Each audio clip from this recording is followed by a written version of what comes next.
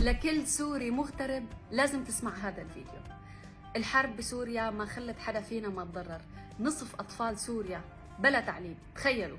فإذا في أي عائلة مغتربة بتعرفوا إنه أولادهم ما تعلموا أو توقفوا لأي سبب من الأسباب، ابعتوا لهم هذا الفيديو، لأنه صار فينهم يكملوا تعليمهم أونلاين كأنهم موجودين بمدارس سورية عن طريق مدرسة رؤيا الافتراضية السورية.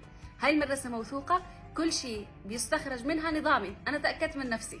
وزارة التربية والتعليم السورية ووزارة الخارجية، هدول الاثنين بتحصلوا على التصديقات على الجلاء أو على الأوراق الرسمية لما أولادكم يدرسوا معاهم. صحيح هاي المدرسة أونلاين، بس بهاي السنة تحديدا خرجت طلاب متفوقين بصف التاسع. طبعا هم موجود عندهم من صف الأول لصف البكالوريا علمي وأدبي، وكمان في عندهم مناهج لتدريس الإنجليزية بشكل مميز، منهاج أكسفورد، وعندهم أيضا مناهج لتعليم الذكاء الاصطناعي.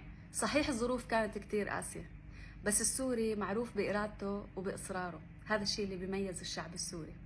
أي استفسار يا جماعة، أنا راح أكتب كل شيء بالكابشن عن هذه المدرسة، وأي حدا بيكتب لي تعليق كمان راح أجاوبه على أساس إنه الكل يستفيد. ونسيت أحكي لكم إنه أسعارهم كثير كثير كثير مناسبة، والكتب بتوصل للطالب يعني لعند باب بيته، فهذا خيار ممتاز لأي حدا يعني ما قدر يكمل دراسة. وشيروا الفيديو.